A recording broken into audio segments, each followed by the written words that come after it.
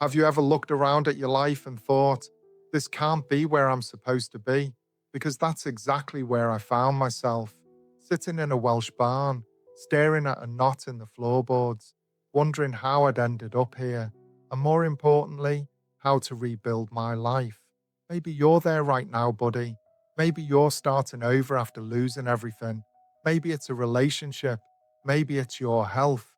Maybe it's your confidence. Maybe it's a future you thought was guaranteed, but we all have a barn at some point in our lives. And what's strange, buddy, if you told the man sitting in that barn that one day he'd be standing here, surrounded by laughter, surrounded by family, surrounded by peace, he wouldn't have believed a word of it. But that life didn't exist yet. This was the reality: a cold barn, a broken marriage, a head full of questions and absolutely no idea what came next. Barn had two parts. One side had gym equipment and horse stalls. The other side became my home, a camp bed, a desk, a pool table, a dartboard, wood burner I fed by chopping logs every day just to stay warm, and a set of metal doors that rattled all night whenever the wind picked up. Things used to run across the roof at night. The cats would suddenly jump on me while I was asleep. The wind never seemed to stop. And if I'm honest, buddy, I used to drink a bottle of wine most evenings, not because I was celebrating anything, but because I was trying to silence the thoughts. Do you see that house, buddy? That was our dream house. 5 acres, horses, a stream where Maisie and I used to play fairy games. Years of hard work, years of sacrifice, years of believing we'd finally made it. Hardest part wasn't losing the house, buddy. It was being able to see it every single day. Because from my desk, I could see straight into the conservatory. Could see my ex working. I could see Maisie moving around the house. I could see the life I thought I'd lost, but I couldn't be part of it. Most days I'd sit there and think exactly the same thing. I love you and I miss you because before all of this happened, used to bath Maisie, put her to bed, make her laugh, spend every spare minute with her, and suddenly I was looking at her life through a window. And here's what really terrified me, buddy.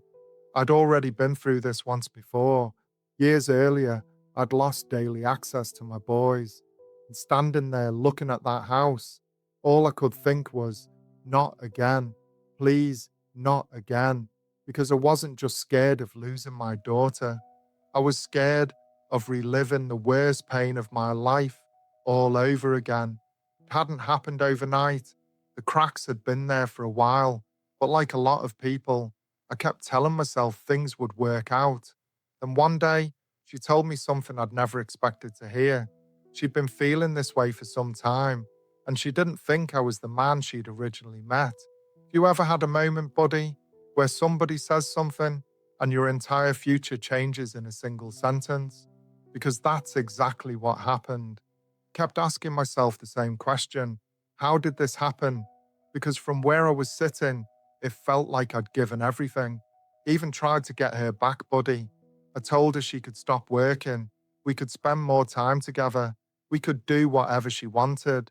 Because when you're desperate to save something, you start bargaining with reality. But reality doesn't negotiate, buddy.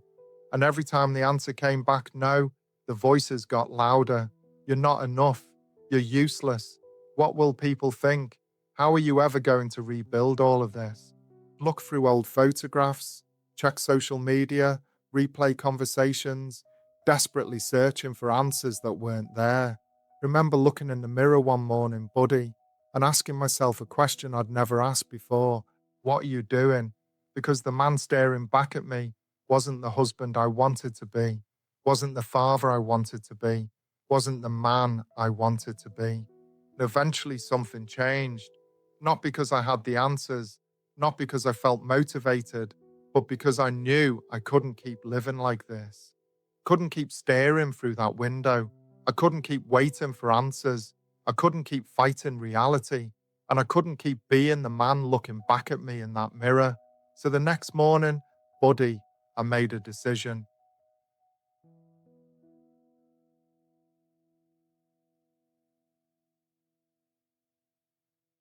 I wish I could tell you everything changed that morning. It didn't. I still missed my family. Still woke up hoping I'd dreamt the whole thing. I still wanted somebody to tell me this was all going to be okay. But deep down, I knew nobody was coming to save me. So I stopped waiting because waiting hadn't changed anything. I took the first step outside. Wasn't walking to lose weight. I wasn't walking because somebody told me exercise would fix my life. Was walking because I couldn't spend another day sitting in that barn listening to my own thoughts. Was overweight, exhausted, emotionally broken, and that hill felt like a mountain. Every part of me wanted to turn around. Every excuse sounded reasonable, but I kept hearing one question: Scott, what are you doing? And for the first time, I didn't have an answer. Can I ask you something, buddy? Have you ever climbed a hill carrying something nobody else could see? Because that's what this felt like. Every step wasn't just carrying my body, it was carrying regret, guilt, fear, loneliness, and a future I couldn't imagine anymore. The strange thing was, nature never judged me. The birds didn't know I'd failed. The trees didn't know my marriage had ended. The stream didn't know I'd lost everything. Life simply carried on. And somehow, it quietly invited me to do the same. Wish I could tell you one walk changed everything. It didn't, but it changed enough because for the first time in weeks, I'd done something instead of just thinking about it. And sometimes, buddy, when you're trying to work out how to rebuild your life, the first victory isn't changing your future. It's simply moving your feet. Every afternoon, I'd chop enough logs to keep the fire burning. And looking back now, I don't think I was just chopping wood. I think I was slowly rebuilding trust in myself, one swing at a time, one job finished, one promise kept. Farm was still cold, the silence was still there, nothing around me had changed, but for the first time, I realized something. Maybe the life I was trying so desperately to get back wasn't the life I was supposed to be chasing anymore. Do you know what surprised me the most, buddy? The barn hadn't changed. It was still cold, still lonely, still noisy at night. Somehow, it didn't feel quite as heavy anymore. Used to think I was waiting for life to change, but sitting there one evening, I realized life had been waiting for me to stop looking backwards and start looking at the only place I could actually change, myself. Wasn't training because I wanted to look better. I was training because I needed one thing in my day that depended entirely on me. Nobody else could lift those weights for me, just like nobody else could rebuild my life for me. That mirror had watched me fall apart. Every morning, it reminded me how tired I looked, how overweight I'd become, how broken I felt.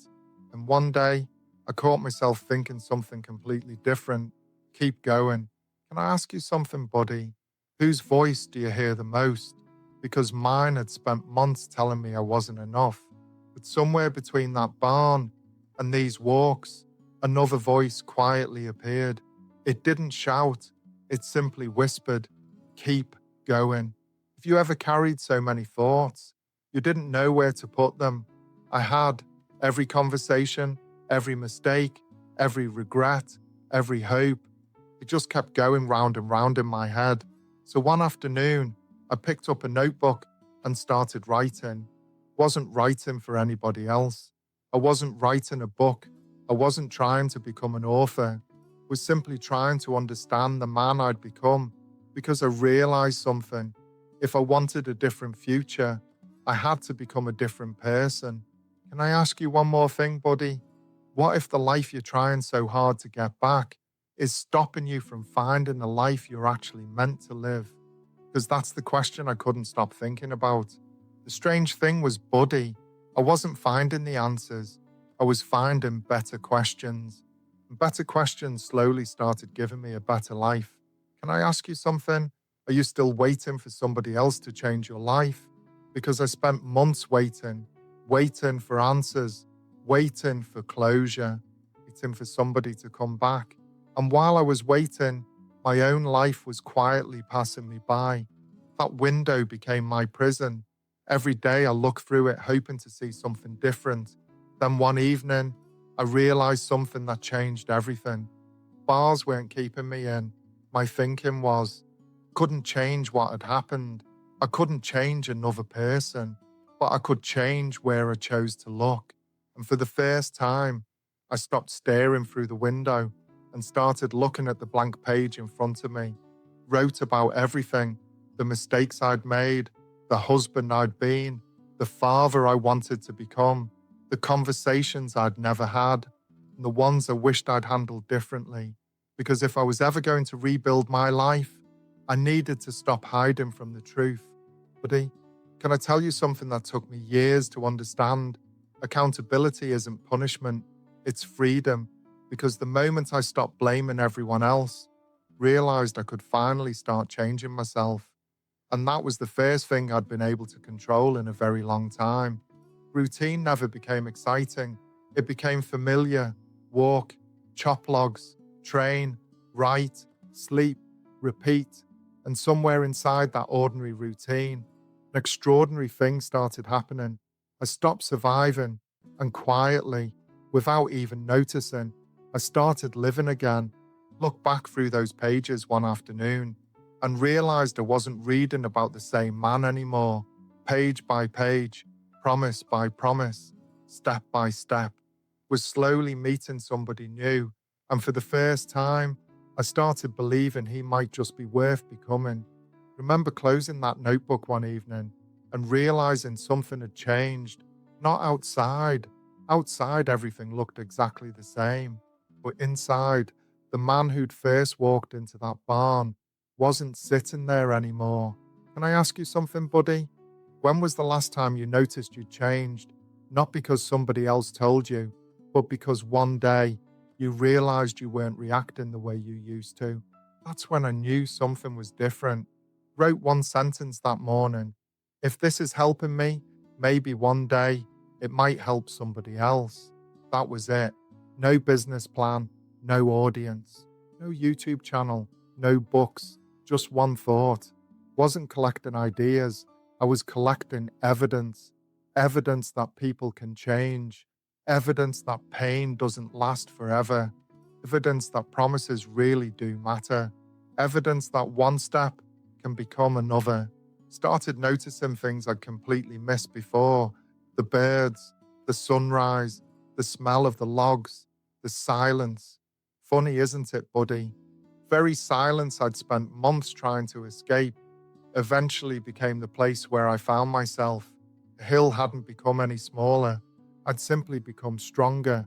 Not overnight, not in a week, not because life suddenly became easy. Because every single day I kept showing up. Buddy, I don't know what you're carrying today. Maybe you're trying to save a relationship. Maybe you're starting over after losing everything. Maybe you're wondering how to rebuild your life. Can I tell you what I discovered?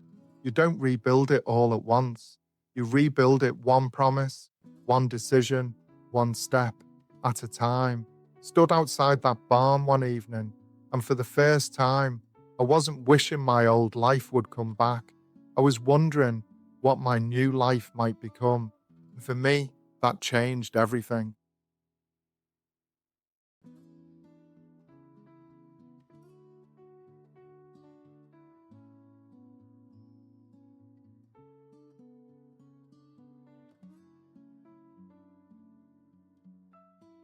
If you've been with me from the beginning of this journey, you'll probably think this notebook changed my life. Truth is, it didn't. I did. This notebook simply became the place where I finally stopped lying to myself. Every page inside it holds a different version of me. A man who thought he wasn't enough. A man who believed losing everything meant his life was over. A man who was desperately looking for somebody else to rescue him. Looking back, I'm grateful that man doesn't exist anymore. People search the internet every day asking, how do I rebuild my life? How do I find myself again? How do I stop overthinking? Search for those answers too. But eventually I realized I wasn't missing another answer. I was missing better habits. Hey, can I ask you something? When was the last time you actually sat quietly with yourself? No phone, no scrolling, no television, just you. It's uncomfortable, isn't it? I know because I spent years running away from my own thoughts. But here's what I discovered. The thoughts you're avoiding usually contain the lessons you've been searching for. One morning, I realized something had changed for the first time in a very long time. I wasn't waking up thinking about what I'd lost. I was thinking about what I was going to build. It might not sound like much, but when you've spent months living in survival mode, thinking about tomorrow instead of yesterday is a massive step forward. I also realized something else. The strongest people aren't the ones who never break.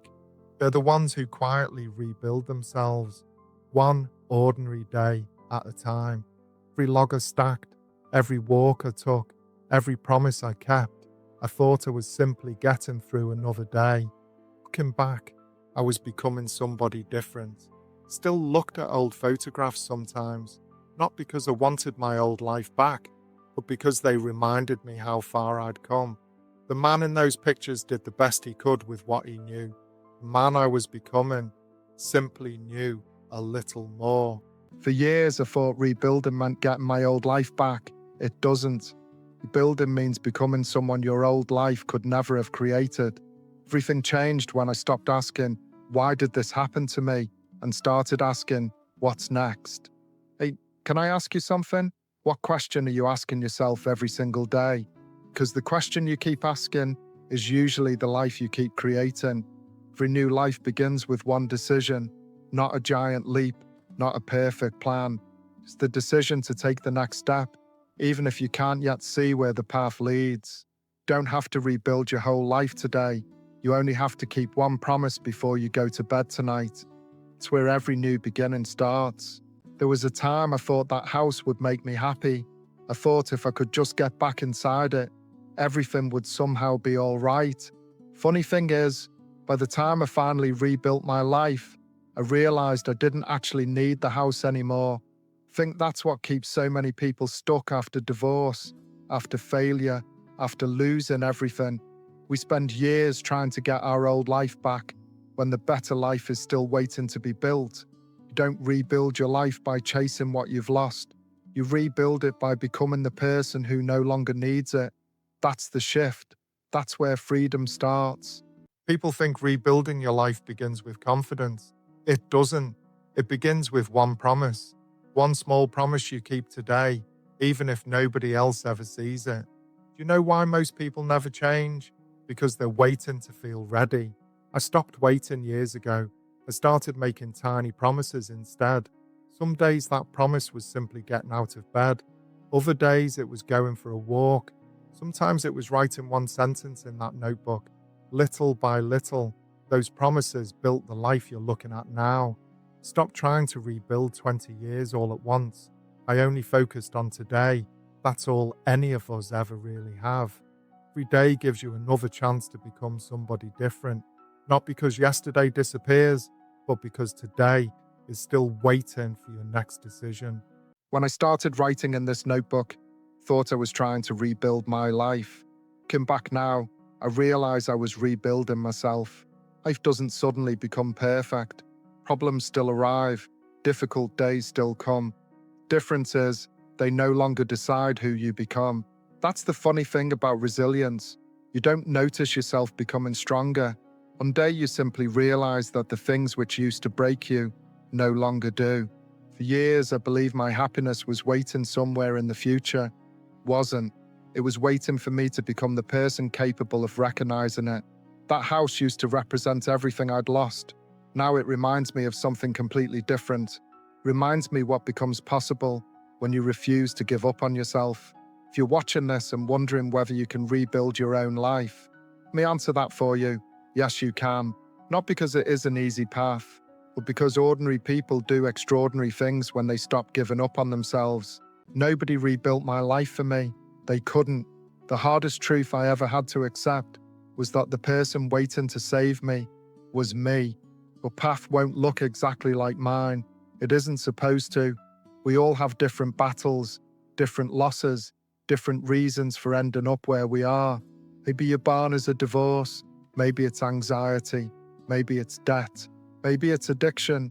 Maybe it's simply waking up one morning and realizing you've become somebody you don't recognize anymore. The details don't matter nearly as much as people think they do. Every rebuild starts in exactly the same place: the decision to stop running from yourself. You don't need to know exactly where your life is going. You only need to know what your next promise is. For years, I chased happiness. In the end, I discovered something better: peace. And peace comes from keeping the promises you make to yourself. People ask me when everything finally changed. The honest answer: there wasn't one moment. There were hundreds of small moments where I simply chose not to quit. That's what resilience really looks like. Not one huge decision, thousands of tiny ones made quietly when nobody else is watching. You don't need more motivation. You need more evidence that you can trust yourself. That evidence only comes from keeping the next promise. One promise becomes one day becomes 1 week becomes a different life. That's how ordinary people rebuild extraordinary futures. If you're still here, I think part of you already knows it's time, not to become somebody else, but to become who you've been avoiding all along. The life you're looking for isn't waiting somewhere else. It's waiting on the other side of the next promise you keep to yourself. If there's one thing this journey has taught me, it's that rebuilding your life isn't about becoming somebody else. It's about becoming the person you were always capable of being. Your path won't look like mine. It shouldn't. But every rebuild begins in exactly the same place: the decision that you're not finished yet. You don't need to rebuild your whole life this week. You only need to decide what your next step is, then take it. Everything you've watched started with one small promise. Not because promises change your life overnight, but because they slowly change the person making them. So before we finish, I'd like you to remember 5 things. First, change what you think. Your thoughts are not always telling you the truth. Second, most of what you're worrying about today probably won't matter 6 months from now. Third, make yourself one promise. Fourth, keep it even when you don't feel like it. And finally, get on with it. Not because life is easy, because your future is built by what you choose to do next. One day, you'll look back at the hardest chapter of your life and realize it became the beginning of the best one.